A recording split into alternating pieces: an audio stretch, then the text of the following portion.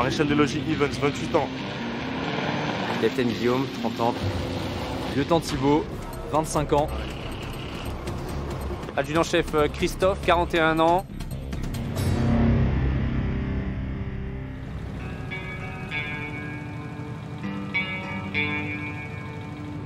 À 1800 km de Belfort, le soleil se lève timidement sur Shinku. 6 heures ce matin, le maréchal des logis Evans enfile son treillis. La journée s'annonce très longue. Ouais, grosse journée. Aujourd'hui, réveil 6 heures et puis retour 22 heures approximativement. Donc les journées sont longues. Mais Ça pique un peu le matin? Je suis pas du matin en plus, donc ça pique, mais bon, on a pris l'habitude au bout d'un moment. Dehors, les sacs sont prêts, les moteurs déjà chauds. L'exercice du jour, appelé Eagle Griffin, rassemble toutes les forces d'artillerie sans exception, à commencer par les Belfortins du 1er RA et leur adjudant-chef Christophe. Là, on va faire les connexions radio d'ici 10 minutes. Là, vous voyez autour de vous toutes les équipes qui vont se préparer à rejoindre leurs différents points. Là, du coup, là, c'est bon pour une fréquence, des deux fréquences. Et là, on va faire la deuxième fréquence pour vérifier que tout marche bien. Il y a plein de moyens en fait à notre disposition pour s'entraîner. Et ça, c'est pareil pour les mecs, ça permet de s'entraîner et pour nous de travailler en équipe tous ensemble.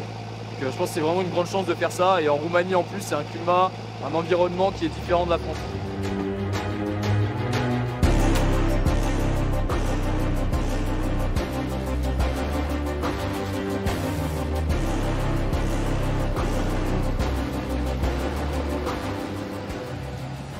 Un peu plus tard dans la matinée, cette fois ça y est, le maréchal des logis est en plein exercice. Dans l'autre sens.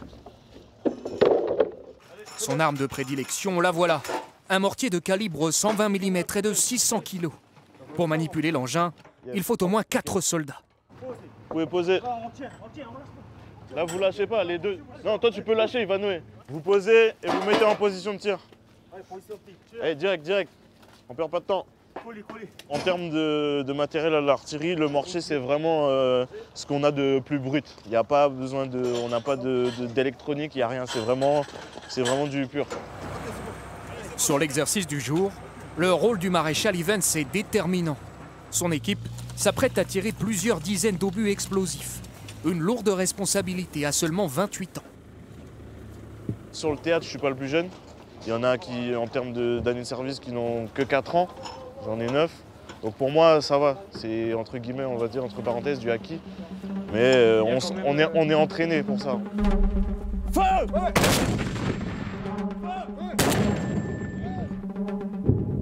En zone de guerre, le mortier français est capable d'atteindre une cible à 13 km. Sa cadence maximale est de 10 coups par minute. Pour s'entraîner, l'armée dispose d'un large stock d'obus. Ce jour-là, les artilleurs en feront exploser plus d'une centaine sur le théâtre roumain. Une zone comme ça, c'est parfait. C'est parfait, il n'y a rien autour. On peut s'exercer tranquillement. Il y a des restrictions, mais il n'y en a pas énormément. Donc ici, c'est tout bénef pour nous. L'autre arme testée par la France en Roumanie, c'est le lance-roquette unitaire. Véritable monstre sur chenille de 27 tonnes. Dans l'Hexagone, il en existe très peu. Les rares spécimens viennent d'un seul régiment, celui de Belfort. Le choix qui a été fait par la France, mais par énormément de pays depuis très très longtemps, c'est de travailler les spécialités par régiment. En fait, c'est très compliqué d'un point de vue matériel, d'avoir une ribambelle de matériel dans le même régiment, de toutes les capacités complémentaires qui vont servir au combat. Donc le choix qui a été fait, c'est que chaque régiment est spécialisé. Et ensuite, quand on part au combat, on a besoin de cette complémentarité. Donc on s'entraîne bien évidemment tous ensemble, de façon à être plus efficace. En fin de journée, les artilleurs ont tiré toutes leurs munitions. L'opération Griffin est un succès. Le maréchal Evans et son équipe regagnent enfin leur quartier. Une petite chambre dont nous irons bientôt pousser la porte.